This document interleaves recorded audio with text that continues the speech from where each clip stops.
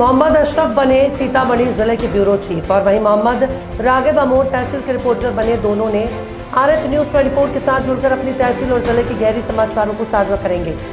रागिब और अशरफ का संघर्ष और समर्पण उन्हें इस संदर्भ में एक अमूल्य स्रोत बनाता है, जिससे समाज को सही और समय पर जानकारी मिलती है। इस तरह से दोनों ने अपने तहसील और जिले के लोगों की आवाज़ को मीडिया के माध्यम से उचित प्लेटफॉर्म पर पहुंचाने में एक महत्वपूर्ण भूमिका निभाएंगे। बिहार स्टेट हेड श्री शहादत हुसैन ने रागिब और मोहम्मद अशरफ पर भरोसा जताया है।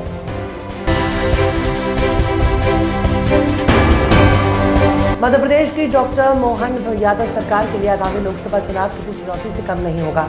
2019 के लोकसभा चुनाव में कांग्रेस की कमलनाथ सरकार प्रदेश की सत्ता पर काबिज थी। प्रदेश बीजेपी ने 2019 का लोकसभा चुनाव खास रणनीति के तहत लड़ा था। नतीजतन प्रदेश की 29 में से 28 सीटों पर बीजेपी को जीत मिली।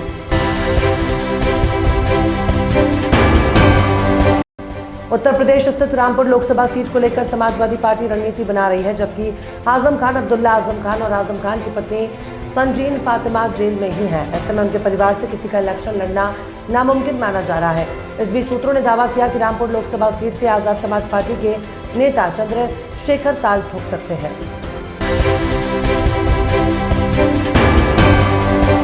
सूत्रों का कहना है कि आजम के बड़े बेटे अदीब आजम और आसिम राजा के भी चुनाव लड़ने के आसार हैं। हालांकि अभी तक इस पर आखिरी निर्णय नहीं लिया गया। ये दावा ऐसे वक्त में हो रहा है जब सूचना है कि आगामी 22 मार्च को आसपा नेता चंद्रशेखर आजाद सपा नेता आजम खान से जेल में मिलने जाएंगे।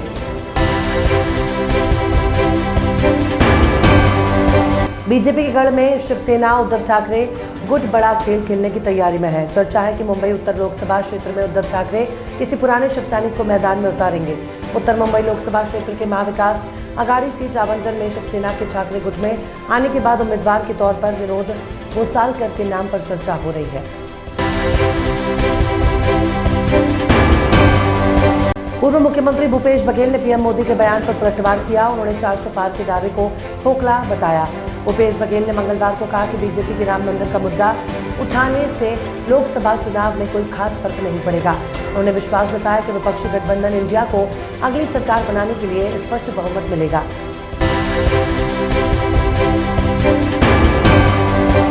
कांग्रेस के वरिष्ठ नेता शशि थरूर ने CPI पर अपने संसदीय क्षेत्र तिरुवनंतपुरम में उन्हें मिलने वाले वोट बैंक में बंटवारे की साजिश का आरोप लगाया। CPI पर निशाना साधते हुए उन्होंने कहा कि विडंबना है कि वाम दल जो वायनाड में राहुल गांधी की उम्मीदवारी के बारे में शिकायत करता है, वो तिरुवनंतपुरम में बीजेपी का खेल खेल रहा है। सुप्रीम कोर्ट ने शरद पवार को मंगलवार को बड़ी राहत दी। कोर्ट ने शरद पवार गुट को लोकसभा और विधानसभा चुनावों के लिए पार्टी के नाम राष्ट्रवादी कांग्रेस पार्टी शरद चंद्र पवार का उपयोग करने और पार्टी चिन्ह तुरहा बजाते व्यक्ति का इस्तेमाल करने की अनुमति दे दी। देश में सस्ती हवाई सेवा प्रदान करने वाली एयरलाइंस गो फर्स्ट को खरीदने के लिए स्पाइस जेट के चेयरमैन और managing director CMD Ajay Singh ने बिजी बी एयरलाइंस के साथ मिलकर कंपनी को खरीदने के लिए अपनी बोली में 100 से 150 करोड़ रुपए की बढ़त दी है। पहले ये बोली 1600 करोड़ रुपए की थी। एल्विश यादव 14 दिन की न्यायिक हिरासत में है। एक इंटरव्यू के दौरान एल्विश के पिता ने कहा कि कोई कुछ भी बोले, मेरा बेटा 1000% निर्दोष है, उसे फंसाया गया है। मैं अपने बेटे के लिए चौराहे पर गला कटवा सकता हूँ। उन्होंने कहा कि मेरे बेटे के पास 2 गाड़ियाँ फॉर्च्यूनर और वैगन आर है। वो वीडियो बनाने के लिए अपने दोस्तों से गाड़ियाँ उधार पर लेता है।